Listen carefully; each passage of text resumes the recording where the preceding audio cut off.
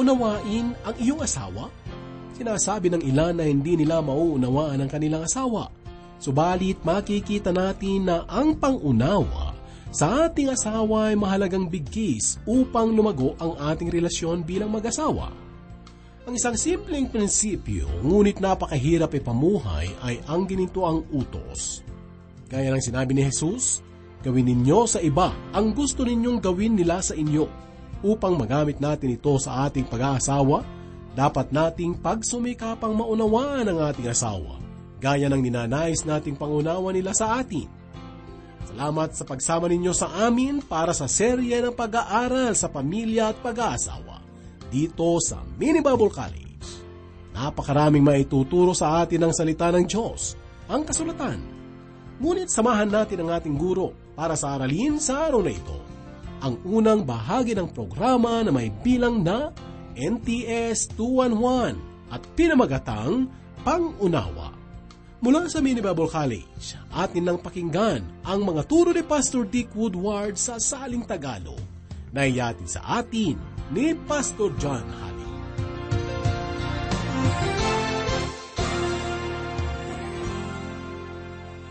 Maligayang pakikinig po sa isa na namang pag-aaral dito po sa ating programang Mini Bible College. Nais kong pag-usapan po natin ang tungkol sa salitang pangunawa. Gaano po kahalaga ang pangunawa sa relasyon ng mag-asawa? Gaano kahalaga ang pangunawa upang makamit ang pagkakaisa sa pagitan po ng dalawang tao? Sa palagay ko, lubhang napakahalaga ang pagkakaisa ng dalawang tao na pinagsama ng Diyos at nagnanais maranasan kung ano ang plano at disenyo ng Diyos para po sa pag-asawa. Pagsapit po natin sa paksa ng pangunawa, lalong-lalo na pagkatapos nating talakayin ang komunikasyon, pagkabagay at maging ang pag-ibig, ang tunay po nating sinasabi ay ang pangunawa at iba pang mga bigkis. Lalong-lalo na pagkatapos nating talakayin ang komunikasyon, pagkakabagay at pag-ibig. Ang tunay po nating sinasabi ay ang pangunawa at ang iba pang mga bigkis ay ang kaibahan ng pagsasama at pagkakaroon ng relasyon. Hayaan po ninyong ilarawan ko ang ibig kong sabihin. Mga kaibigan, ang maraming taon sa aking pagsisilbi sa ministeryo ay pagsisilbi sa mga kalalakihan. Sa loob po ng 20 taon, pinangunahan ko ang isang grupo ng mga kalalakihan. Itinuro ko ang kasulatan sa maraming mga kalalakihan. Maraming mga kalalakihan ang naturuan ko tungkol po sa pag-aasawa at nasabi ko po ang mga ganito sa kanila. Isipin ninyo ang lahat ng ginagawa ng inyong asawa para sa inyo. Kung ikaw ay mayaman, isang milyonaryo, maaari mong bilhin ang lahat ng ginagawa niya para sa iyo. Maaari mong bilhin ang pag-aayos ng bahay, ang pagluluto, at maging ang pagbubuntis upang magkaroon ka ng mga anak. Maaari kang umupa ng yaya na magpapalaki sa mga anak mo at syempre maaari kang bumili ng mga kasama mo sa gabi.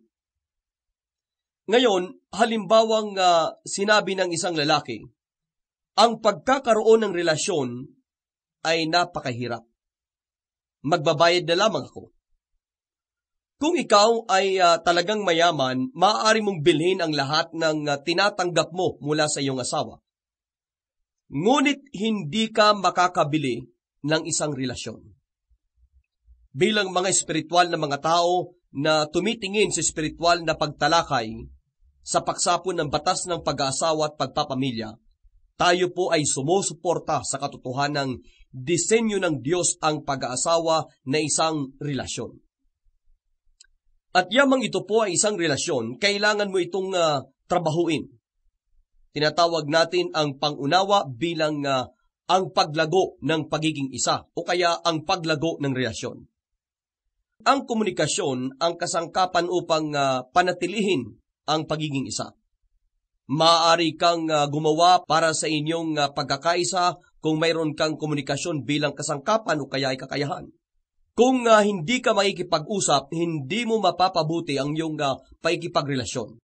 Sinasabi rin natin na ang pagkakabagay ay ebidensya ng pagiging isa at ilan po sa mga aspeto ng inyong pagkakabagay ay sa inyong pagpapahalaga sa inyong pisikal na chemistry at iba pang bagay. Pagkatapos ay sinabi rin po natin ang pag-ibig ang puwersa na nagpapagalaw sa relasyon at pagiging isa. Ang pag-ibig ang lakas na nagpapakilos ng ayon po sa nararapat sa isang relasyon. Ito po ang pinakamahalagang sangkap. Ngayon mga kaibigan, ipupokus po natin ang ating pansin sa mahalagang papel ng pangunawa. Ang sinasabi natin na ang pangunawa ay ang paglago ng pagiging isa. Dapat po nating maunawaan ang isa't isa. Kapag naunawaan natin ang isa't isa, lalago ang ating pagiging isa. Lalago ang ating relasyon. Isipin po ninyo ang mangyayari kapag hindi po ninyo nauunawaan ang bawat isa. Ang mabuhay sa isang relasyon na hindi ninyo nauunawaan ang bawat isa. Hindi po lalago ang inyong pangunawa sa isa't isa. Ang inyong pagiging isa ay hindi po lalago. At sa katunayan, mayroon lamang kayong kasunduan sa halip na relasyon. Mayroon kayo mga papel at tungkuling gagampanan at ganun din ang iyong asawa. Napagkasunduan ninyo ang kayusang ito.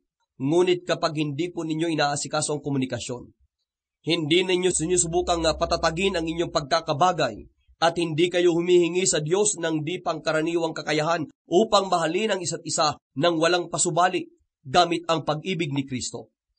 At sa makatuwid, hindi ninyo pinagsisikapang maunawaan ang isa't isa.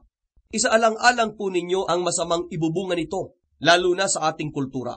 Mayroon pong panahon ng ang ganitong kalagayan ay hindi ganun kaseryoso gaya po nito ngayon.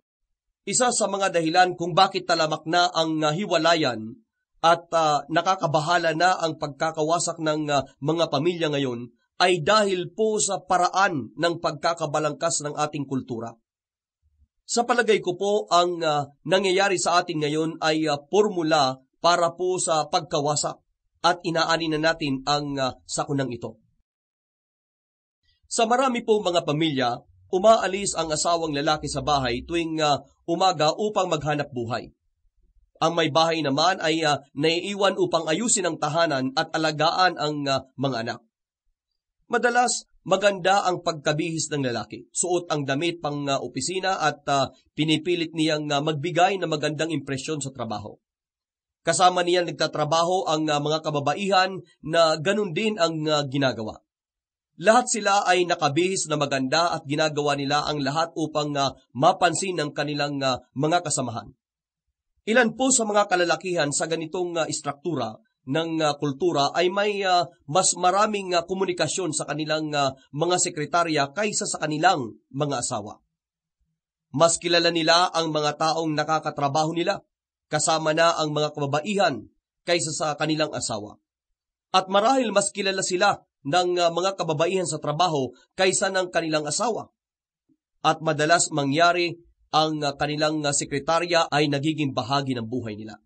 Ang lalaki at ang sekretarya ay magkakaroon po ng relasyon at magsasama sila at iiwan ng lalaki ang kanyang asawa. Kung minsan naman parehong aalis ng bahay, ang ganito pong sitwasyon ay ibang-iba kaysa dati. At ito po ay maaari ring isang formula sa pagkawasak dahil sa ganitong kadahilanan. Kung ang mag-asawang ito ay masyadong abala upang ayusin ang kanilang relasyon, hindi magtatagal at may darating na ibang tao sa buhay nila. May makikilalang ibang babae ang lalaki, may makikilalang ibang lalaki ang babae. Makikita po ninyo kung papaanong papunta sa pagkawasak ang ganitong balangkas ng kultura. Negatibo ang naging paglalarawan ko nito, ngunit isang katotohanan ang nais kong maintindihan po natin.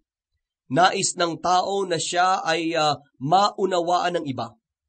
Sa aking mga taon sa pagsisilbi sa Panginoon, marami akong nakilalang mga kalalakihan at ako ay naging sabihan nila ng kanilang saloobin. Bilang resulta, maraming bagay po ang aking natutunan na hindi ko alam dati nang ako po ay binata pa lamang na lumalaki sa aming maliit na bayan. May kilala akong lalaki na naging mananampalataya pagkalipas po ng ilang taong pamumuhay sa kasalanan. At 3 beses sa isang linggo kaming nagkikita upang ituro sa kanya ang salita ng Diyos at tumagal ito ng ilang taon. Kilala siya sa pagkakaroon ng buhay na makamundo. Kaya naman hindi ko nababanggit sa kanya ang pagiging membro ng aming kongregasyon.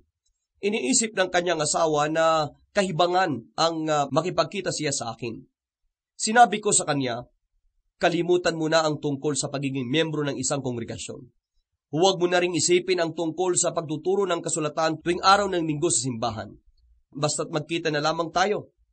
Binasa at pinag-aralan naming dalawa ang kasulatan sa loob po ng 3 taon.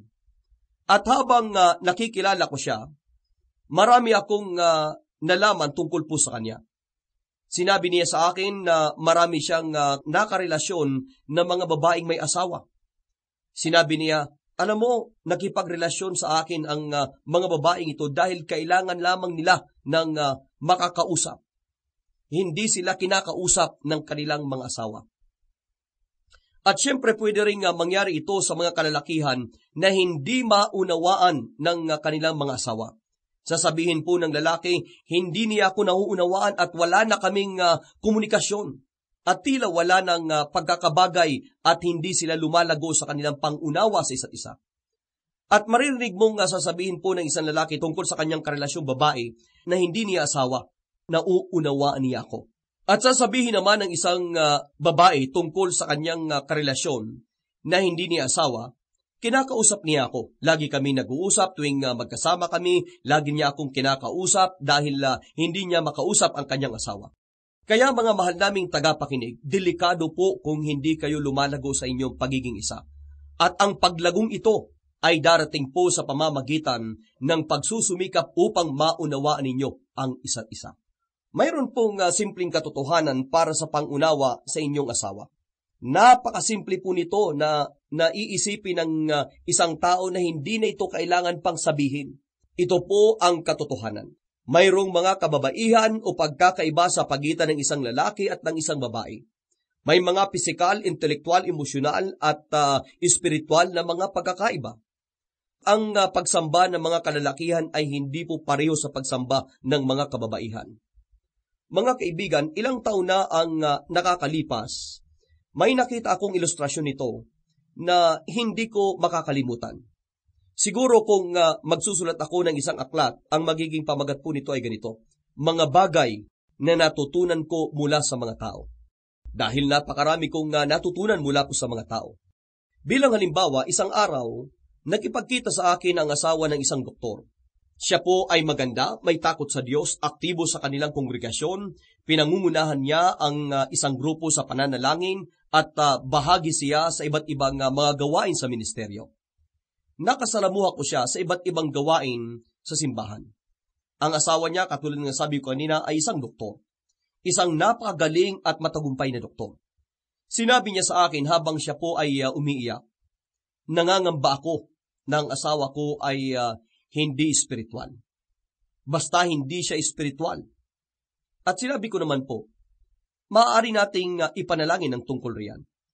At ibinahagi ko sa kanya ang sinasabi sa unang Pedro, kabanatang 3, na tungkol po sa magagawa niya at kung paano siya manalangin dahil tanging Diyos lamang ang maaaring makatulong upang maging espiritual ang kanyang asawa. Pagkalipas po ng 3 buwan, mayroong isang babaeng membro ng kongregasyon ang nagkaroon ng problema sa kanyang pantog at puso. Hindi maoperahan ang kanyang pantog dahil sa masamang kondisyon ng kanyang puso. Ngunit kung hindi naman nila uoperahan ang kanyang pantog, mas magiging grabe ang kalagayan nito. Kaya ito po ay napakadelikadong operasyon. Sinamahan ko ang kanyang asawa sa ospital at pagkatapos naming magkwentuhan ng kanyang asawa, tinawag po ako ng doktor. Dinala niya ako sa labas ng kwarto at sinabi niya sa akin, abala ka ba ngayong umaga? Sumagot po ako, libre po ako. Kailangan kong tanggalin ang pantog ng ginang, ngunit napakadelikado nito. Mayroong maliit na kapilya sa ibaba ng ospital. Payag ka bang pumunta roon at manalangin para sa operasyon hanggang puntahan ka ng isang nurse na uutusan ko para sabihin sa iyong tapos na ang delikadong bahagi ng operasyon? At sumagot naman po ako ng, opo, ikagagala kong gawin ito. Plano ko talagang manatili sa kapilya kasama ang pamilya ng ginang kung siya ay uupirahan. Hiniling din ng asawang lalaki na ipanalangin ko ang kanyang asawa, kaya nagpunta ako sa kapilya at nanalangin. Pagsapit po ng bandang 11:00 ng umaga, nagkaroon ako ng isang espiritual na karanasan habang nananalangin para po sa ginang na yon at alam ko na mayroong ginawa ang Diyos. At pagkalipas ng ilang minuto, isang nurse ang dumating at sinabi niya sa akin. Sinabi po ni Doc na maayos na ang lahat. Nalampasan na namin ang delikadong bahagi ng operasyon. Pagkatapos, sinabihan ko ang ginang habang nagpapalakas siya mula sa operasyon at dumating ang doktor upang kausapin siya. Bago niya kinausap ang ginang at ang kanyang pamilya, lumapit siya sa akin at kinamayan niya ako at sinabi niya, salamat sa panalangin. Maraming salamat. Isang himala na nalampasan niya ito. At ito po ang doktor na asawa ng babaeng na kumausap sa akin at nangangamba na ang asawa niyang doktor ay hindi spiritual. Kaya naman tinawagan ko ang asawa ng doktor at sinabi ko sa kanya, sa palagay ko, mali ang akala mo sa iyong asawa. Sa palagay ko, ang asawa mo ay isang taong espiritual. Kaya't nung ikwento ko sa kanya ang ginawa ng kanyang asawa sa ospital, umiyak siya. Ngunit ngayon, ito po ay dahil sa kagalakan. Ang doktor ay espiritual na tao, ngunit hindi niya naipapahayag ang kanyang pagiging espiritual sa paraan ng mga kababaihan. Ang asawa ng doktor ay nag-iisip na hindi espiritual ang kanyang asawa dahil magkaiba ang pagpapahayag nila ng pagiging espiritual. Ngayon, mga mahal naming tagapakinig, habang ipinagpapatuloy po natin ang ating aralin tungkol po sa paksa ng pangunawa upang maunawaan po natin ang ating mga asawa, kailangan po nating maintindihan ang kaibahan ng mga kasarian. Magkaiba ang mga ito dahil ginawa silang magkaiba ng Diyos. Gaya po ng nasabi na natin, ang mga bagay na nagiging dahilan upang maging kaakit-akit ka sa iyong asawa ay ang mga pagkakaibang ito. Ang lalaki ay lalaki, ang babae ay babae. Ang babae ay naaakit sa lalaki dahil sa kanyang pagiging lalaki. At ganun din ang lalaki, naaakit siya sa babae dahil sa kanyang pagiging babae. Ang mga pagkakaibang ito ay dapat po nating ipagbunyi. At huwag nating tanggalin. Dahil po rito, dapat nating matanto na napakadelikado para sa mga kababaihan sa ating kultura ang sabihan silang, kababaihan, upang kayo ay maging mahalaga bilang isang babae, dapat kaya ninyong gawin ang mga ginagawa ng mga kalalakihan. Mga kaibigan, hindi po ito ang magbibigay ng halaga sa isang babae. Ang makapagbibigay ng kahalagahan sa isang babae ay ang mismong kabaliktaran po nito. Ang mga papel at tungkulin ng isang babae ang magbibigay sa kanya ng halaga sa mata ng lipunan. At syempre, ang makakapagbigay ng kahalagahan sa isang lalaki ay ang mga papel at tungkulin na dapat gampanan ng isang lalaki. Magpatuloy po tayo. Kung gusto mong maunawaan ng iyong asawa, kailangan mo ring maintindihan ang kahalagahan ng nakaraan. Sa loob po ng maraming taon, ang iyong asawa ay hinubog ng mga sirkumstansya at impluensya at ganoon ka rin. Magkaroon kayo ng lahat ng uri ng mga karanasan at impluensya na humubog sa inyo. At pagkatapos ng kayo po ay maging mag-asawa, dala ng bawat isa sa inyo ang taong resulta ng mga impluensya sa inyo bago kayo nagkakilala. Kaya naman upang maintindihan ninyo ang inyong asawa, kailangan ninyong maintindihan ito. Dapat mong maintindihan ang kahalagahan po nito. Hayaan ninyong bigyan ko kayo ng isa pang ilustrasyon. Ang mga taong nakakakilala sa aming mag-asawa nang kami ay ikasal, 30 taon na ang nakakalipas. At bumisita po sa amin ngayon, ay nag-aakalang ang may bahay ko ang may sakit. Dahil ilang taon na ang nakakalipas, maluba ang naging sakit niya.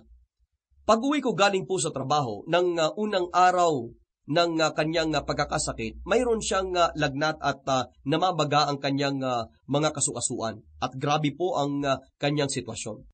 Bilang resulta, nagalit ako at lubhang nalungkot. Sumama ang loob ko dahil sa kanyang karamdaman na lalong nagpalala nito. Dahil po sa nakikita niya sa akin, lalo siyang lumalala. Ngunit sa bandang huli, ang pagkakasakit niya ay nakatulong sa aming dalawa, lalo na sa kanya, upang lumingon kami sa nakaraan at tingnan kung maaari naming malaman kung bakit ganoon ang reaksyon ko sa kanyang pagkakasakit. At hindi kailangan ang isang psikologo upang malaman namin ito. Nang ako po ay 10 taong gulang pa lamang, nagkasakit ng malubha ang aking ina. 11 kami sa aming pamilya. At naratay sa higaan ang aking ina habang ipinagbubuntis niya ang aming bunsong kapatid. At pagkatapos maipanganak ang aming bunsong kapatid, nagkasakit uli ang aking ina. Nagkaroon siya ng kanser sa bituka at siya po ay naoperahan. Ngunit pagkalipas lamang ng 2 taon, siya po ay pumanaw na. Kaya sa huling 2 taon ng kanyang ng buhay, may sakit po siya. At bilang isang bata, nakita ko ang aking ama na nag-aaruga ng 11 anak at may sakit na asawa. Kinakailangan niyang magkaroon ng 2 trabaho. Kartero siya sa araw at nagmamaniho ng taxi sa gabi upang mairaos niya kami. At sa bandang huli, pumanaw ang aking ina at naiwan ang aking ama. Mga kaibigan, sa palagay ko, nakatatak sa kaloob-looban ng aking isipan ang ideyang ito. Alam mo ba ang ginagawa ng mga kababaihan? At iiwanan ka at ng iyong maraming anak. Sa panahon po ng pagkakasakit ng aking may bahay, 5 na ang aming mga anak. 2 po rito ang nagsusuot pa ng diaper at ang 3 ay mga bata pa.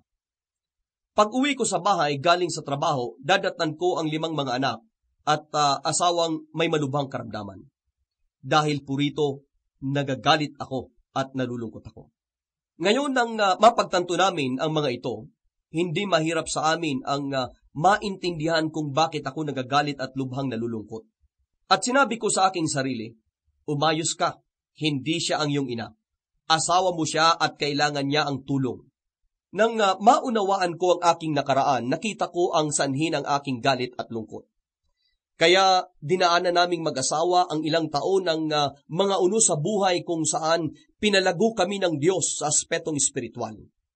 Mga kaibigan, nakita ba ninyo kung gaano kahalaga para sa Kanya na maintindihan ang kahalagahan ng aking nakaraan? Papaano kung hindi man lamang niya pinag-isipan ang tungkol sa aking nakaraan? Marami ang nagsasabi na malamang makikipaghiwalay siya sa akin. Maaari niyang maisip, heto ako may sakit. Mayroong 5 mga anak, at ang alam mo lamang gawin ay ang magalit. Mayroon siyang dahilan para makipaghiwalay, hindi po ba? Ngunit nakita ninyo, napakahalaga na maunawaan ninyo ang inyong asawa, na gusto ninyong maunawaan ang taong makakasama ninyo habang buhay, at matanto ninyo ang kahalagahan ng inyong nakaraan. Ang isa pang aspeto na dapat po nating pagtuunan ng pansin habang sinusubukan nating maunawaan ang ating asawa, ay ang kahalagahan po ng pagiging individual. Niloob ng Diyos na tayo po ay maging magkakaiba. Tila ba ang bawat tao ay may sariling molde sa paglalang sa kanila, at pagkatapos gamitin ang molding ito para sa isang tao, itinatapon ito. Ibig pong sabihin ito, bawat isa sa atin ay bukod tangi. Ang iyong asawa ay bukod tangi. Isang individual at naiiba sa bawat tao sa mundo. At habang namumuhay kayong magkasama, madidiscover mo rin ang iyong sariling kaibahan, pagiging individual, at ang mga bagay na sanhi ng iyong pagiging bukod tangi, at ganun din po ang iyong asawa. Dapat magtulungan kayo upang madiscover ang inyong pagiging bukod tangi. Mga kaibigan, kapag pinagsama-sama natin ang lahat ng ito, magsisimula na tayong matanto ang kahalagahan ng definasyon o pakahulugan ng salitang pangunawa. Pakinggan po ninyo ang pakahulugan o definasyon ng salitang pangunawa. Unawaang nagre-resolba ng mga pagkakaiba. Di ba napakagandang pakahulugan ito ng salitang pangunawa? Bawat isa sa atin ay naiiba. Siya ay babae at ako ay lalaki. Ang aming kinalakhan ay magkaiba. Sa maraming bagay, magkaiba kami. Ngunit maaari kaming magkaroon ng unawaan na nangangahulugang maaari kaming magkaroon ng unawaan sa isa't isa na nagre-resolba sa aming mga pagkakaiba. Ang isa pang pakahulugan ng salitang pangunawa ay ganito. Parehong pag-intindi sa mga ideya at mga intensyon na maghahatid sa simpatiya sa isa't isa. Kaya upang maunawaan ang inyong asawa, dapat po ninyong maunawaan ang kaibahan sa kasarian, sa inyong nakaraan, at maging sa inyong pagiging individual. Ngayon mga kaibigan, heto pa ang isang napakahalagang punto. Upang maunawaan ang iyong asawa, dapat gusto ninyo siyang unawain. Dapat nasa puso ninyo ang pagnanais na maunawaan siya. Maraming mga tao po ang ayaw unawain ang kanilang mga asawa. Kapag pinapayuhan ko ang mag-asawa, lagi ko itong sinisimulan ng ganito. Sinasabi kong, upang maunawaan ninyo ang inyong asawa, dapat gusto ninyong maunawaan sila. Ano sa palagay ninyo? Gusto ba ninyong maunawaan ang inyong asawa? Minsan, sinasabi nila, hindi, ayaw ko siyang maunawaan.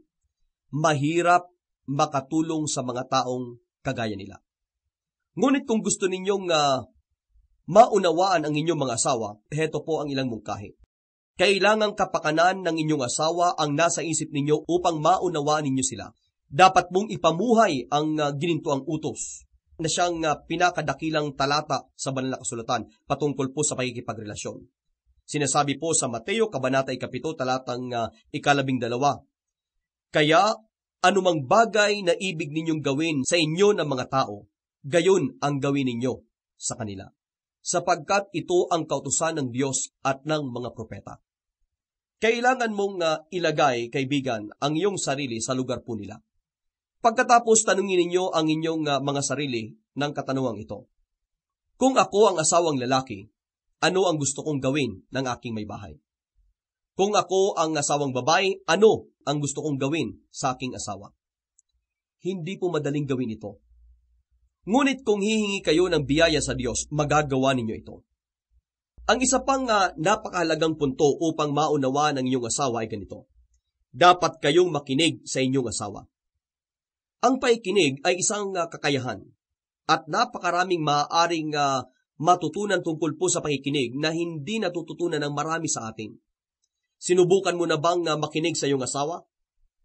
Minsan sa mga mag-asawang pinapayuhan ko, malinaw na hindi sila nakikinig sa isa't isa. Hindi nila pinakikinggan ang isa't isa. Kapag iniisip nilang pinakikinggan nila ang isa't isa, ang totoong nangyayari ay iniisip nila ang susunod nilang sasabihin kapag huminto sa pagsasalita ang kanilang asawa. Ito po ang tinatawag na pakikinig ng ilang mga tao. Ngunit hindi ito ang totoong pakikinig. Sinabi po ni Jesus, sino mang may tenga upang makinig, hayaan siyang makinig. Tunay mo bang pinakikinggan ang iyong asawa? Tunay mo bang naririnig ang iyong asawa kapag siya po ay nakikipag-usap sa iyo?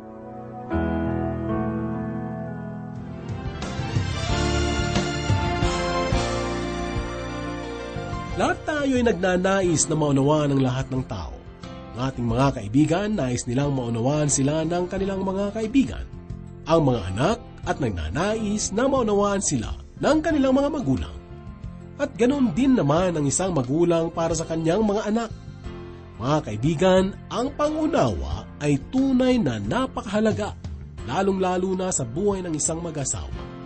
Ngayon, kung nais mong maunawaan ang iyong asawa at maging ang mga tao sa paligid mo, kailangan mong matutong makinig upang maipakita mo ang iyong pagmamahal. Mga kaibigan, maging ang Diyos sa lahat ng oras ay nauunawaan niya tayo dahil handa siyang makinig sa lahat ng oras para sa ating mga daing sa Kanya. Subalit ang tawang problema, hirap silang lumapit at magsabi ng kanilang saloobin sa ating Diyos. Nawa ang mga salitang ito ay magbigay muli sa inyo ng pagpapala. Ito ang Mini Bible College.